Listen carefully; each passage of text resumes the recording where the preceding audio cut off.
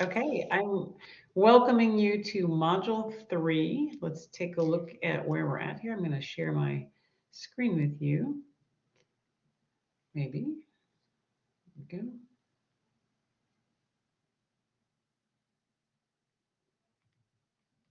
go. Okay.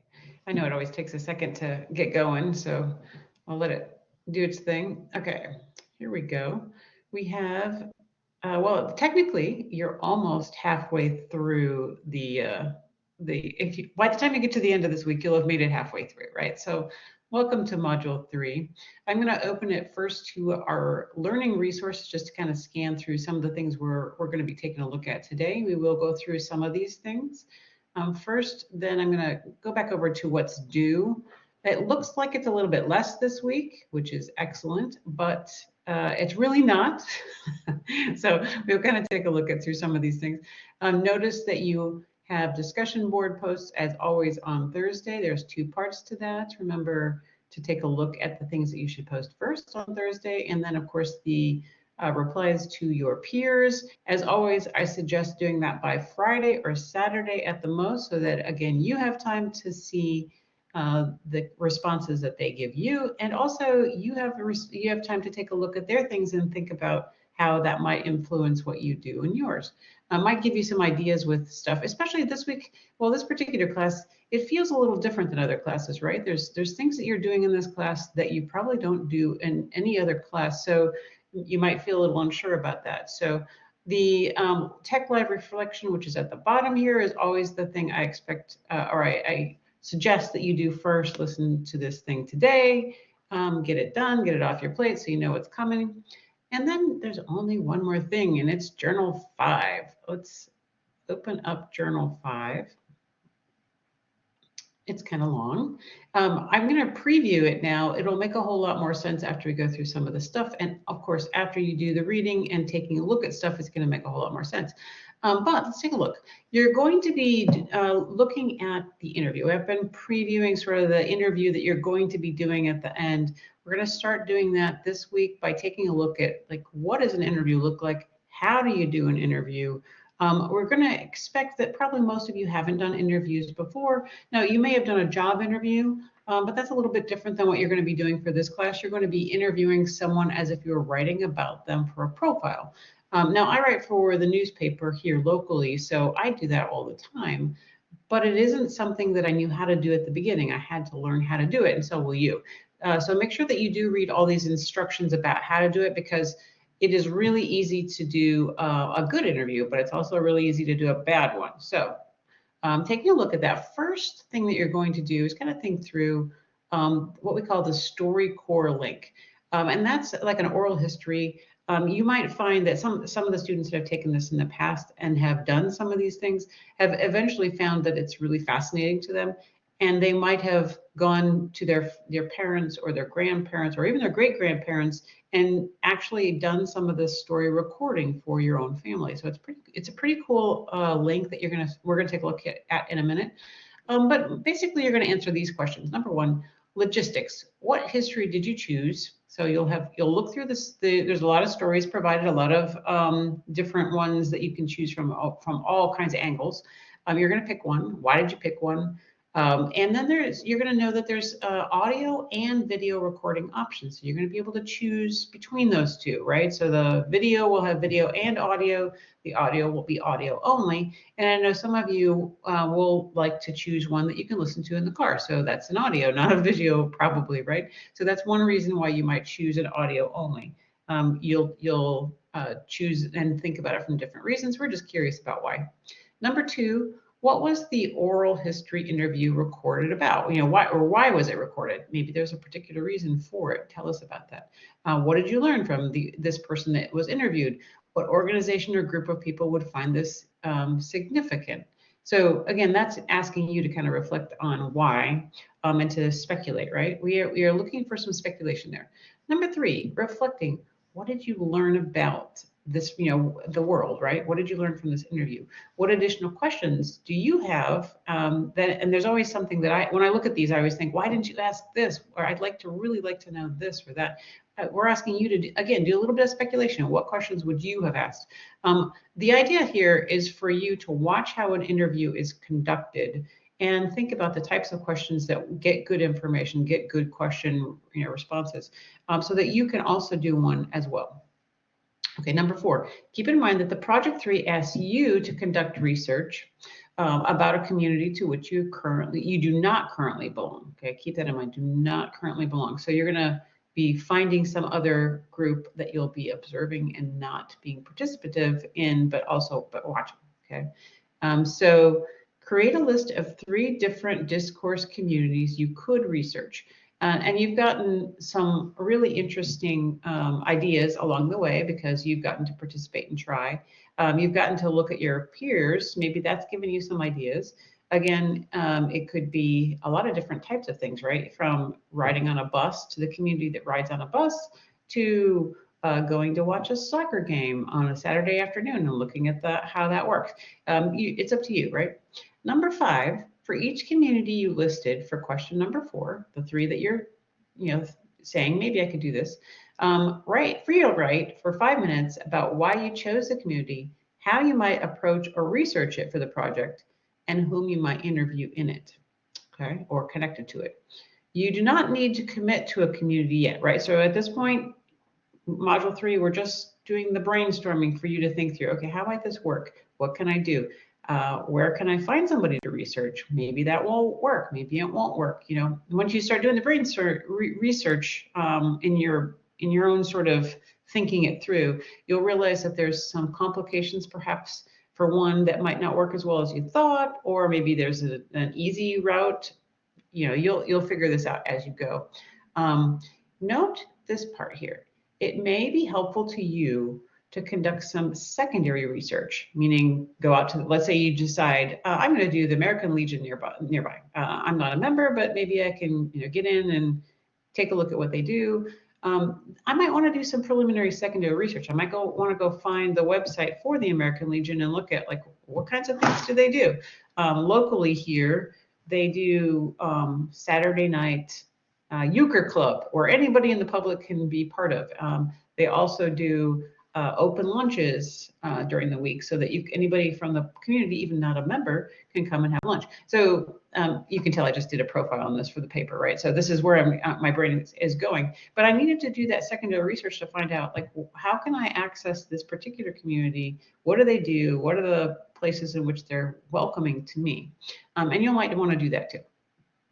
Okay, so going down to this last paragraph, after reading and or interviewing that web page, which we're going to look at real quickly, which is 1, interviewing. What does it look like? How do you do it? And the web page, creating good interview and survey questions. Again, that's an OWL, Purdue OWL, which stands for Online Writing Lab. We use it. Most colleges use the Purdue OWL. It pops up pretty first if you look for formats like MLA or APA or IEEE. The Purdue OWL is pretty pervasive. So the web page, creating good interview and survey questions, do not neglect that, because it's a simple and easy way to make your interview go much better than you think. It's really kind of fun. Okay. Question number 6. One major difference, I'm down here, so in case you know, one major difference between the oral history projects that you're going to take a look at and the project 3 that you're going to do concerns public accessibility. We are not sharing our interviews with the public, the general public, so you can tell your person that you're going to interview, this is not going into the public arena, right? So we do still have some ethical concerns about privacy, right? We want to preserve your interviewee's perspective, their dignity, their privacy, and their safety, right? So that's something that we want to think about. So number 7, return to your answers from question 4 and 5. Then, now that you've thought about that, right? And think about how you're going to do it, which person you might want to do. Draft 6 preliminary interview questions. You're going to workshop them next week in the discussion board and ask people, is this a good question? Does this work? What concerns do you have? What suggestions do you have to make them better? So you'll have an idea to figure that out. Number 8, locate at least 2 of the 4 secondary sources you're going to need for a synthesis matrix. We'll take a look at that synthesis matrix here shortly so that you can see what that is. It's not as complicated as it sounds. Okay, but for each of those sources, you're going to provide the APA citation. Okay, so make note of its credibility. How do you know if it's a good source, right? So you're going to be doing that. You're also going to make note of whether it's scholarly or non-scholarly. And I forgot, I'm going to look real quick here.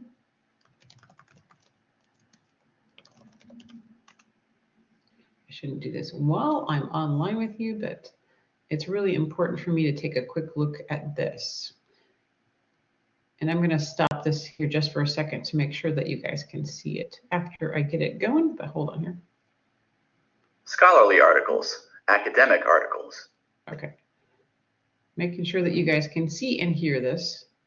Okay, so this is, it's a little bit cheesy, but I like it very much because it's really quick and easy to tell is something scholarly or not and why. So we'll take a look at this really fast and I'll provide the link for you later too.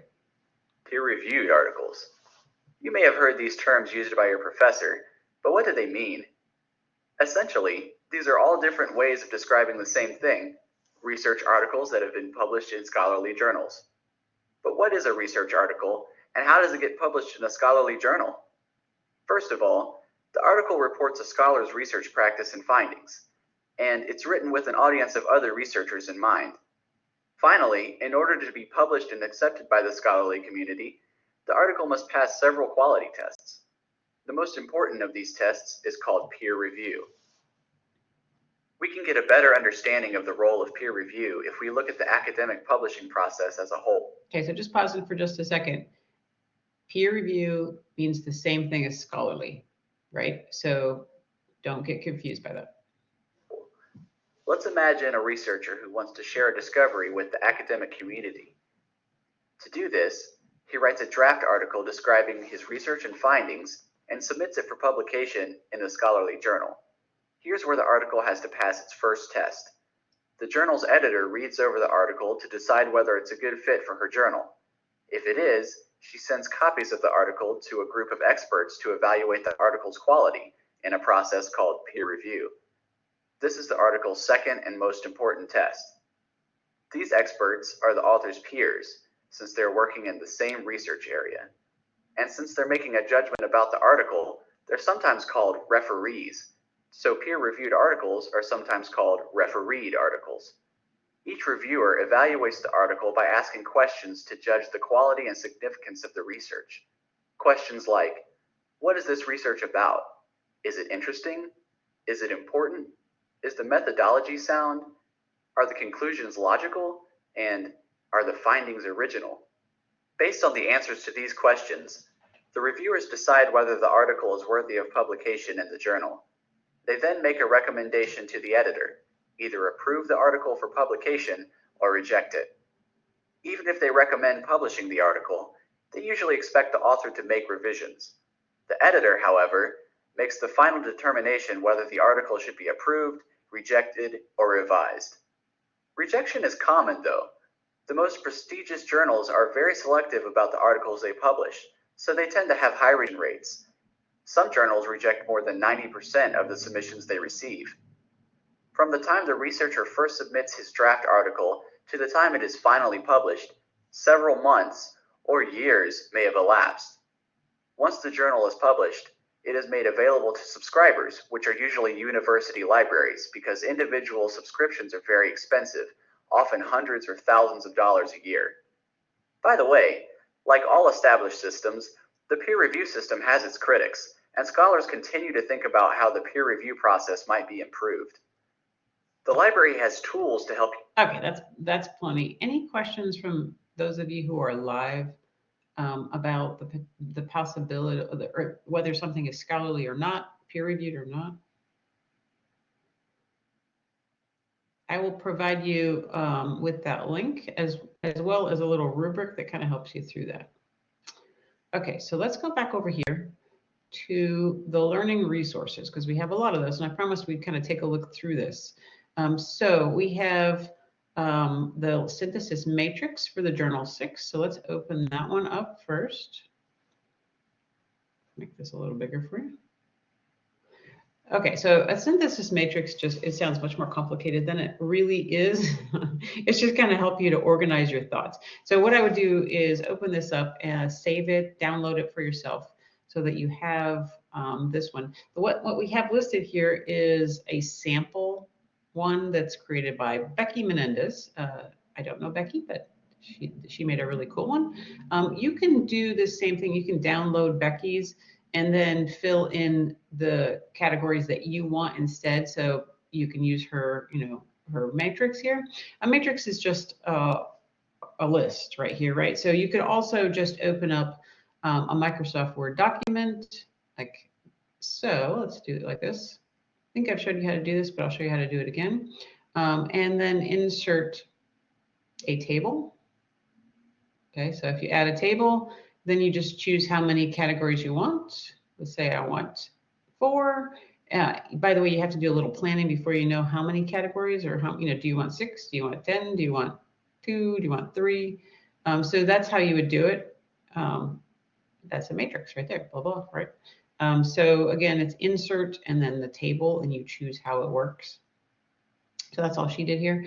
Now notice before knowing that, I have to know what kinds of questions and how many categories I want. So how she's done it, and you'll choose some of these same categories and then you'll make others depending on the topic that you're, or the community that you're choosing. Hers says intro background information. So up at the top here, these are the categories of things she's looking for. And you might make it kind of open-ended because maybe as you look at secondary sources, you come up with, oh, I want to look at this too, or I want to look at that topic, or I want to look at this topic.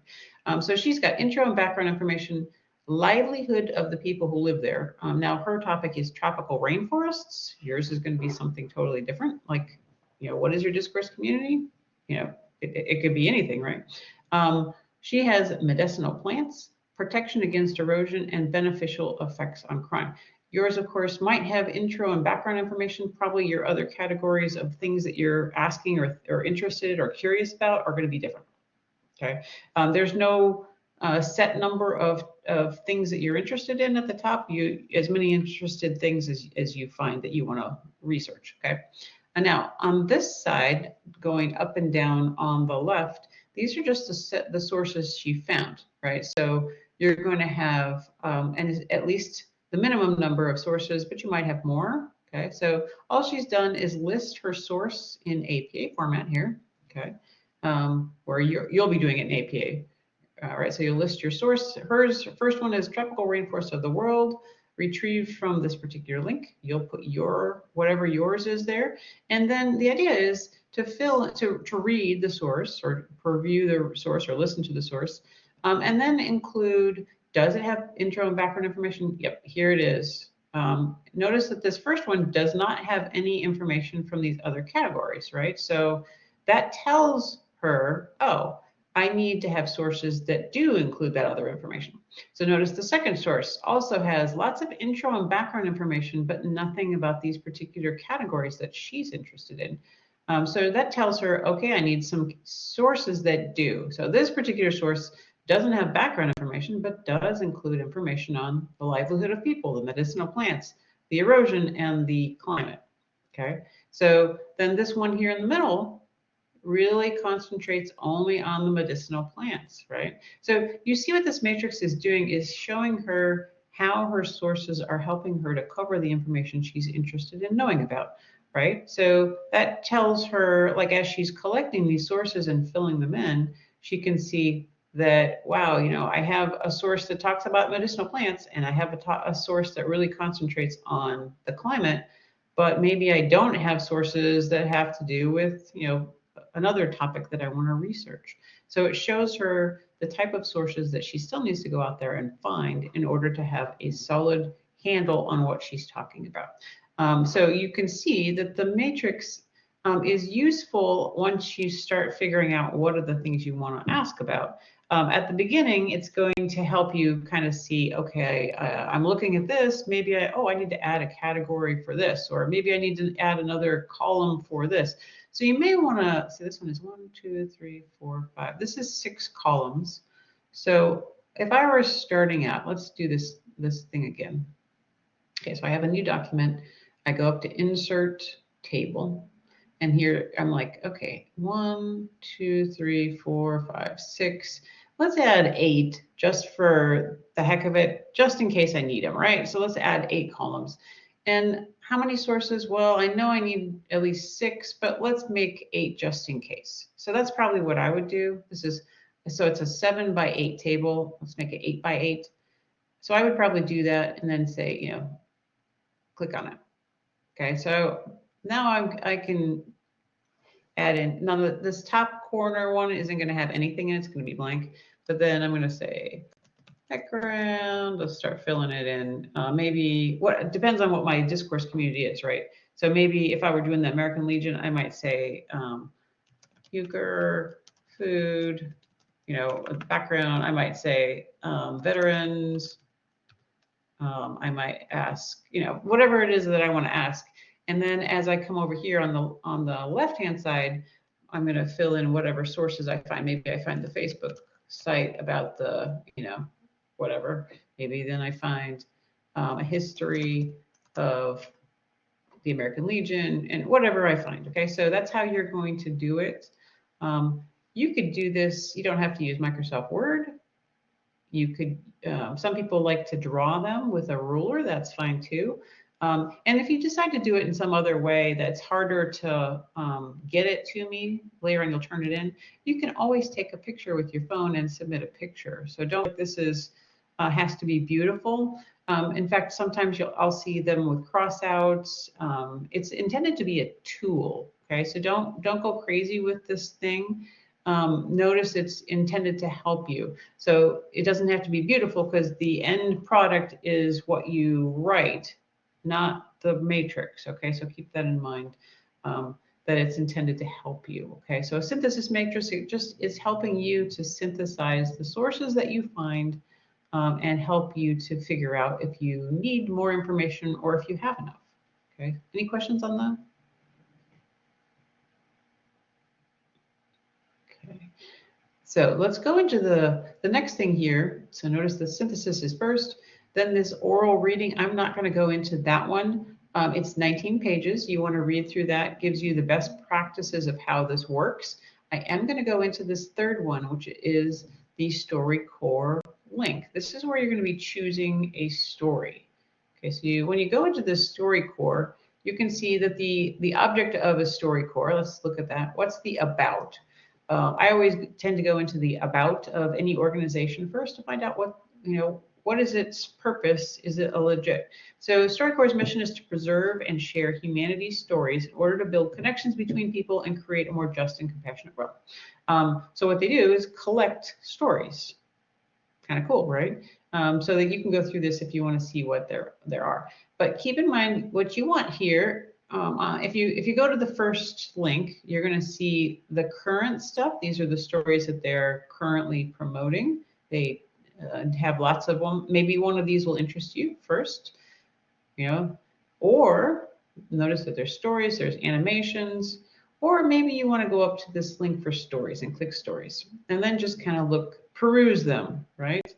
Notice that there are animations, there are podcasts, that's going to be audio only. You can choose by location. Maybe you're interested in something from Indiana. Maybe you're interested in something from South Africa or wherever, right? So you can choose your location if you wish.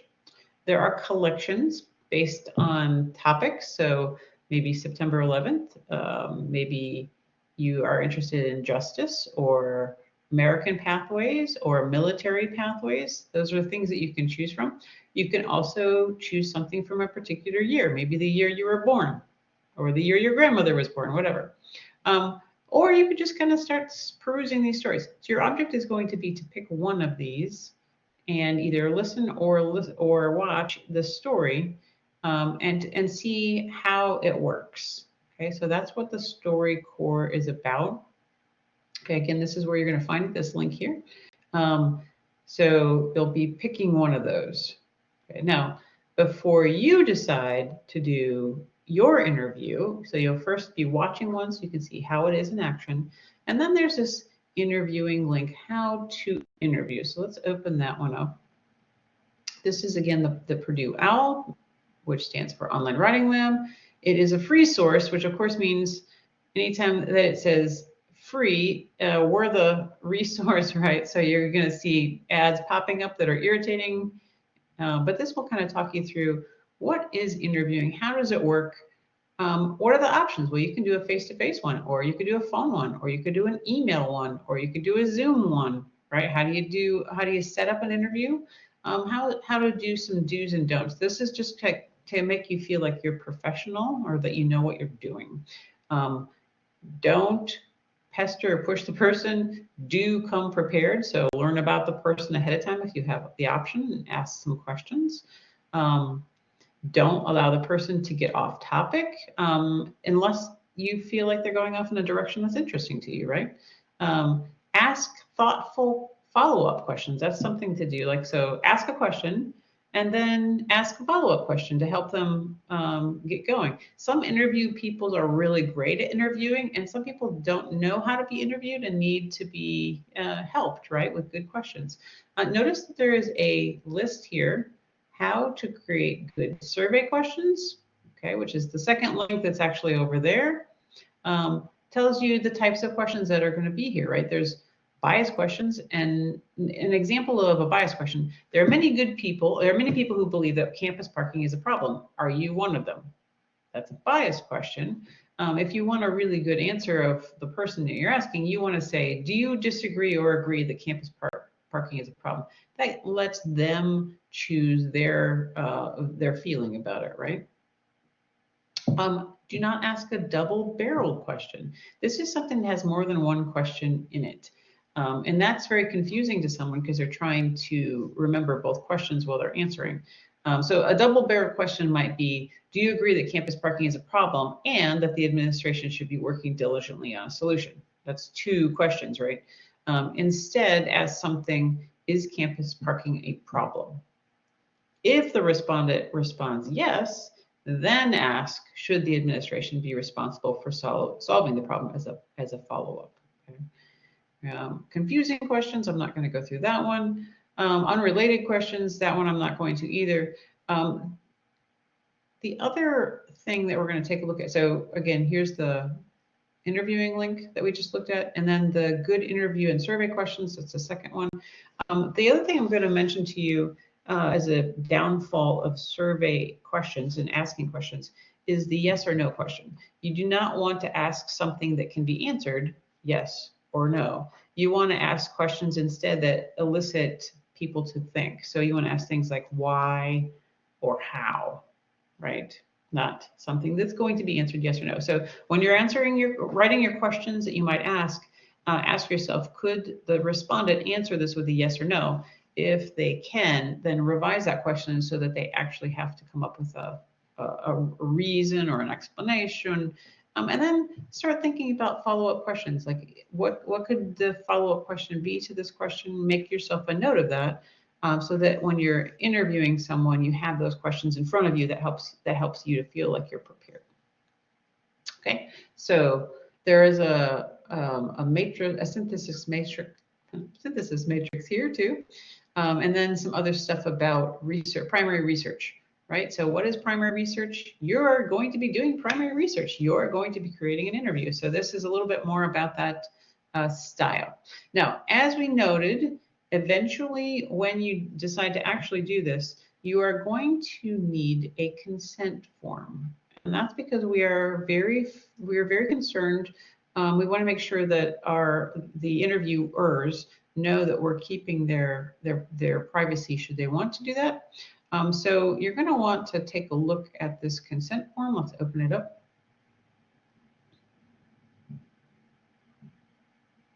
It's pretty simple. You're just going to print it out and fill it up. But it basically says your name, my instructor, so that's my name, Benyuski. The focus of the interview is whatever you want it to be. We have minutes, so that doesn't have to be exact, but what you're saying to the person is, I'm aiming to talk to you for 10 minutes. I'm aiming to talk to you for 60 minutes, whatever it is, just so they have an idea of what we're doing. If you have any questions about this study, you can contact my instructor. I'm going to show you how to spell my name. It's in the stuff for the class, should you not remember, but my cell phone number is, I'm going to give you that here too. And this is just in case someone wants to contact me to say, is this legit? So here again is my information. Okay, so I'll pause for just a second there in case you want to take a picture of that information. Okay, if you forget, again, you can find that information all located in the class structure, so it's not like it's a secret. So, but those are, again, just those are the information in case your interview person wants to check and make sure that it's legit. And then you basically have them sign that they're 18 years or older, that they have understood the consent form, and that they have agreed to be digitally audio recorded. Okay, so you're going to record them either by video or by audio. You'll get information about how to do that when we get to that point, but this is just to kind of give you a heads up that whomever you decide to interview, you are going to want to have them sign this as a precaution for yourself and also for the class. Okay, now I wanted to stop for just a second. Does anybody have any questions about anything so far?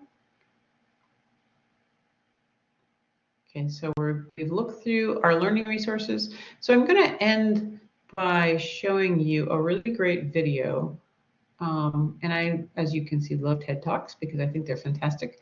But this is an interview that talks about the art of the interview. How do you do a good interview? How do you get someone to give you great information? It's an art, right? So this guy will give you some great tips. So here we go. Your dedicated Cintas service reps help make sure your as soon as we get through the ad, has of course, essential products they need to help keep them looking great, feeling confident, and ready to be their best. Get Cintas and get ready for the workday. The National Portrait Gallery is the place dedicated to presenting great American lives, amazing people. And that's what it's about. We use portraiture as a way to deliver those lives, but that's it. And so I'm not going to talk about the painted portrait today. I'm going to talk about a program I started there, which, from my point of view, is the proudest thing I did.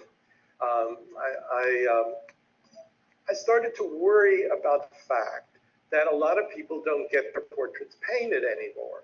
And they're amazing people, and we want to deliver them to future generations. So how do we do that? And so I came up with the idea of the Living Self-Portrait Series. And the Living Self-Portrait Series was the idea of basically my being a brush in the hand of amazing people who would come and I would interview. And so what I'm going to do is not so much give you the great hits of that program as to give you this whole notion of how you encounter people in that kind of situation, what you try to find out about them, and when people deliver and when they don't, and why. Now, I had two preconditions. One was that they be American. That's just because in the nature of the National Portrait Gallery is created to look at American lives. That was easy. But then I made the decision, maybe arbitrary, that they needed to be people of a certain age, which at that point, when I created this program, seemed really old. 60s, 70s, 80s, and 90s. For obvious reason, it doesn't seem that old anymore to me. And why did I do that? Well, for one thing, we're a youth-obsessed culture.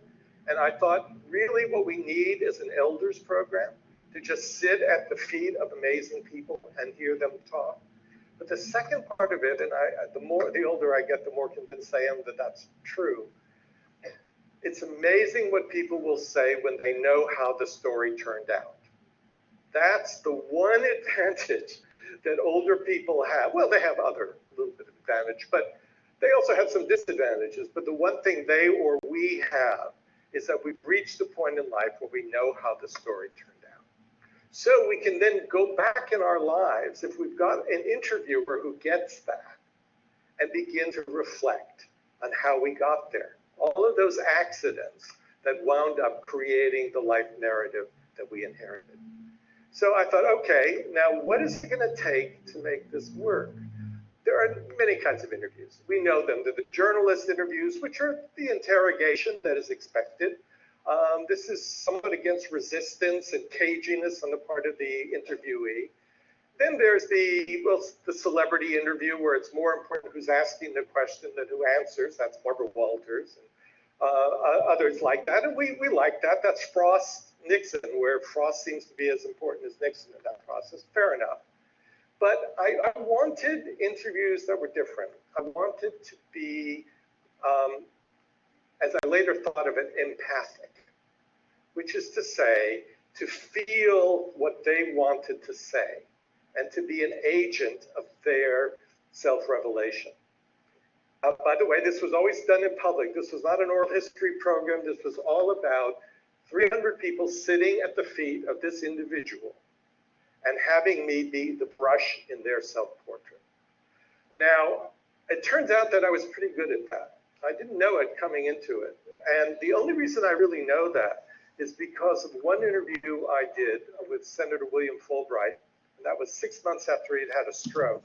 And he had never appeared in public since that point. This was not a devastating stroke, but it did affect his speaking and so forth. And I thought it was worth a chance. He thought it was worth a chance. So we got up on the stage and we had an hour conversation about his life. And after that, a woman rushed up to me, essentially did it. She said, "Where did you train as a doctor?" And I said, "I have no training as a doctor. I never claimed that." And she said, "Well, something very weird was happening. When he started a sentence, particularly the early parts of the interview, and paused, you gave him the word, the bridge to get to the end of the sentence. And by the end of it, he was speaking complete sentences on his own."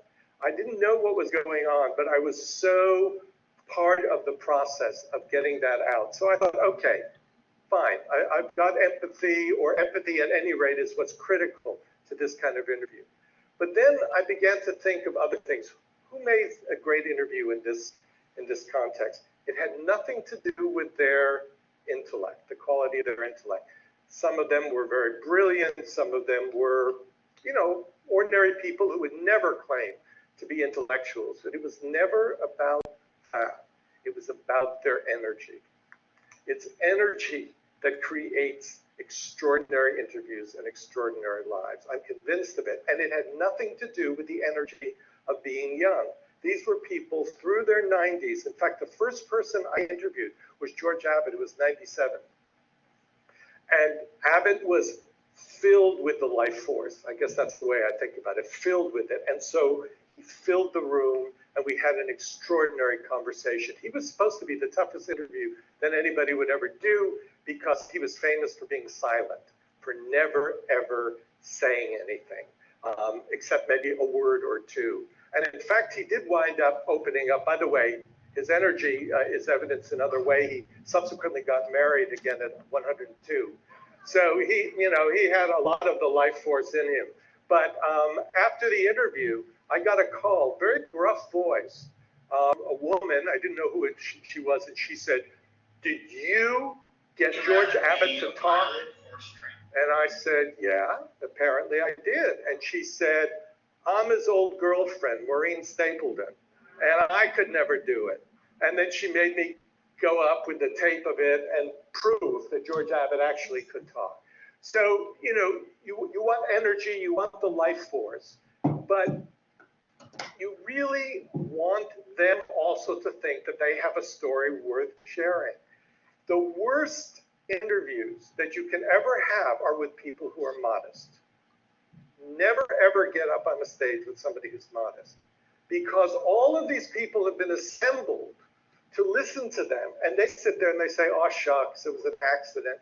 There's nothing ever that happens that justifies people taking good hours of the day to be with them. The worst interview I ever did, William L. Shirer, the journalist who did the rise and fall of the Third Reich. This guy had met Hitler and Gandhi within 6 months, and every time I'd ask him about it, he said, "Oh, I just happened to be there, didn't matter, whatever." awful. I never would ever agree to interview a modest person. They have to think that they did something and that they want to share it with you. But it comes down in the end to how do you get through all the barriers that we have. All of us are public and private beings. And if all you're going to get from the interviewee is their public self, there's no point in it. It's pre-programmed, it's infomercial. And we all have infomercials about our lives. We know the great lines, we know the great moments, we know what we're not going to share. And the point of this was not to embarrass anybody. This wasn't, some of you will remember Mike Wallace's old interviews, tough, aggressive, and so forth. They have their place. I was trying to get them to say what they probably wanted to say, to break out of their own cocoon of the public self. And the more public they have been, the more entrenched that person, that outer person was. And let me tell you, at once the worst moment and the best moment that happened in this interview series, it all has to do with that shell that most of us have, and particularly certain people. There's an extraordinary woman named Claire Booth Luce. It'll be your generational determinant as to whether her name means much to you. She did so much. She was a playwright. She did an extraordinary play called The Women. She was a congresswoman where there weren't very many congresswomen. She was editor of Vanity Fair, one of the great phenomenal women of her day. And incidentally, I call her the Eleanor Roosevelt of the right. She was sort of adored on the right, the way Eleanor Roosevelt was on the left. And in fact, when we did the interview, I did the living self-portrait with her, there were 3 former directors of the CIA basically sitting at her feet, just enjoying her presence. And I thought, this is going to be a piece of cake, because I always have preliminary talks with these people for just maybe 10 or 15 minutes. We never talk before that, because if you talk before, you don't get it on the stage. So she and I had a delightful conversation.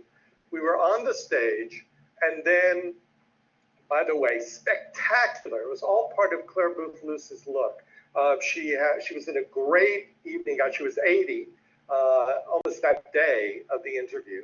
And there she was, and there I was. And I just proceeded into the question.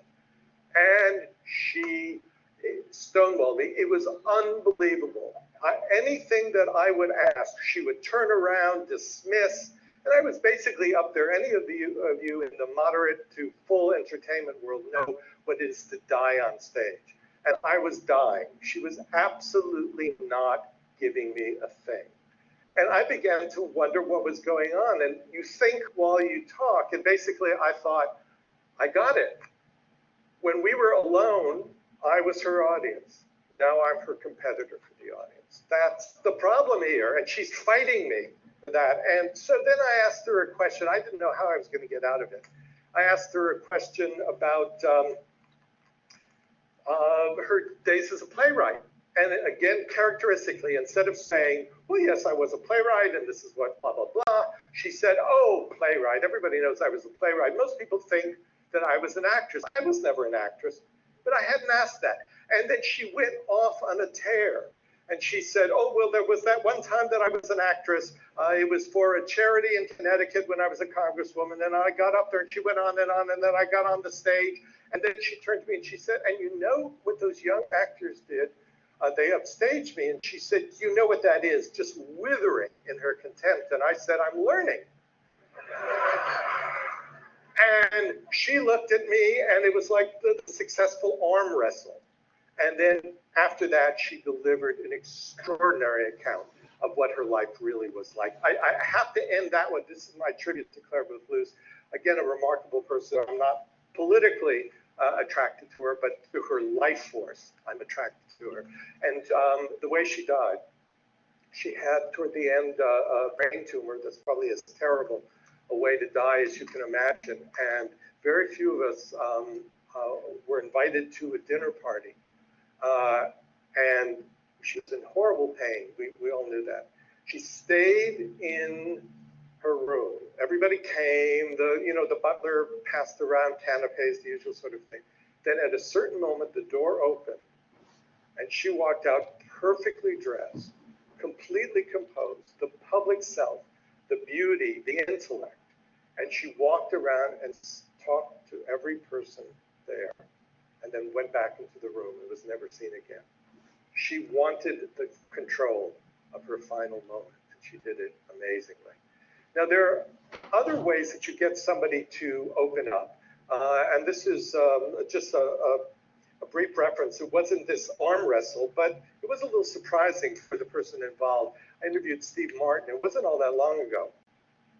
And we were sitting there, and almost from the beginning of the interview, I turned to him and I said, Steve or Mr. Martin, it is said that all comedians have unhappy childhood.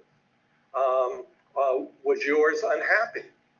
And he looked at me, as to say, this is how you're going to start this thing, right off? And then he turned to me, not stupidly, and he said, what was your childhood like? And I said, these are all arm wrestles, but they're affectionate. And I said, my father was loving and supportive, which is why I'm not funny. And he looked at me, and then we heard the big sad story. His father was an SOB. And in fact, he was another comedian with an unhappy childhood. But then we were off and running. So the question is, what is the key that's going to allow this to proceed? Now, these are arm wrestles. I want to tell you about questions that are more related to empathy and that really very often are the questions that people have been waiting their whole lives to be asked. And I'll just give you two examples of this because of the time constraints. One was an interview I did with one of the great American biographers. Again, some of you will know him, most of you won't. Dumas Malone. He did a 5-volume biography of Thomas Jefferson. Spent virtually his whole life with Thomas Jefferson.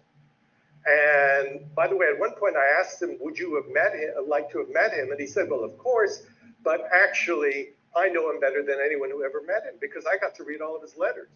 So he was very satisfied with the kind of relationship they had over 50 years. And I asked him one question. I said, did Jefferson ever disappoint you? And here's this man who had given his whole life to uncovering Jefferson and connecting with him. And he said, well, I'm going to do a bad Southern accent. Dumas Malone was from Mississippi originally. But he said, well, he said, I'm afraid so. He said, I've read everything. And sometimes Mr. Jefferson would smooth the truth a bit. And he basically was saying that this was a man who lied more than he wished he had because he saw the letters. He said, but I understand that. He said, I understand that. I said, we Southerners do like a smooth surface. So that there was a times when he just didn't want the confrontation. He said, now, John Adams was too honest. And he started to talk about that. And later on, he invited me to his house, and I met his wife, who was from Massachusetts. And he and she had exactly the relationship of Thomas Jefferson and John Adams. She was a New Englander and abrasive, and he was this courtly fellow. But really, the most important question I ever asked, and most of the times when I talk about it, people kind of suck in their breath at my audacity or cruelty. But I promise you, it was the right question. This was to Agnes DeMille. Agnes DeMille is one of the great choreographers in our history. She basically created the dances in Oklahoma, transforming the American theater. An amazing woman. At the time that I proposed to her, that, by the way, I would have proposed to her. She was extraordinary, but proposed to her that she come on. She said, come to my apartment. She lived in New York. Come to my apartment and we'll talk for those 15 minutes. And then we'll decide whether we proceed. And so I showed up in this dark, rambling New York apartment. And she called out to me and she was in bed. I had known that she had had a stroke. And that was some 10 years before. And so she spent almost all of her life in bed. But I speak speak of the life force. Her hair was askew. She wasn't about to make up for this occasion. And she was sitting there surrounded by books, and her most interesting possession, she felt at that moment, was her will, which she had by her side, not she wasn't unhappy about this. She was resigned. She said, I keep this will by my bed, memento mori, and I change it all the time, just because I want to. And she was loving the prospect of death as much as she had loved life. I thought, this is somebody I've got to get in this series. She agreed. She came on, of course she was wheelchaired on, half of her body was stricken, the other half not. She was, of course, done up for the occasion, but this was a woman in great physical distress. And we had a conversation, and then I asked her this unthinkable question. I said, is it a problem for you? Was it a problem for you in your life that you were not beautiful? And the audience just, they're always on the side of the interviewee, and they felt that this was a kind of assault. But this was the question she had asked. She had wanted somebody to ask her whole life. And she began to talk about her childhood when she was beautiful. And she turned, here she was in this broken body, and she turned to the audience and described herself as the fair demoiselle with her red hair and her light steps and so forth. And then she said, and then puberty hit.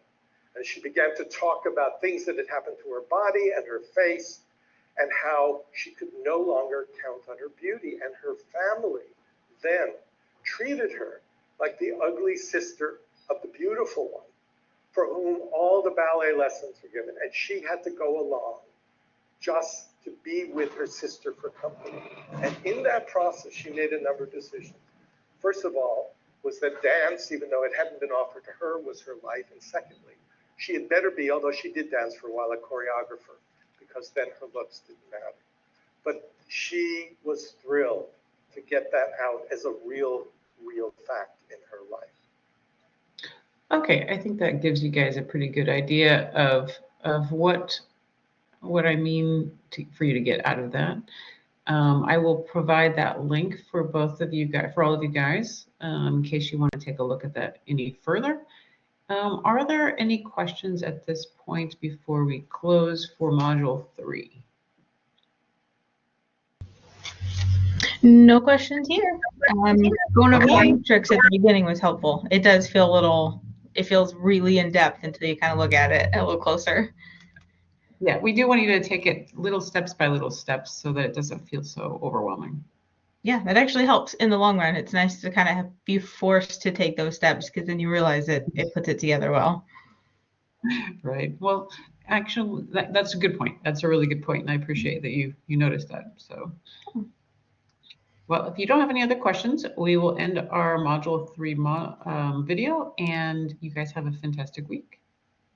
Thanks so much. You too. Okay. Bye-bye. Bye.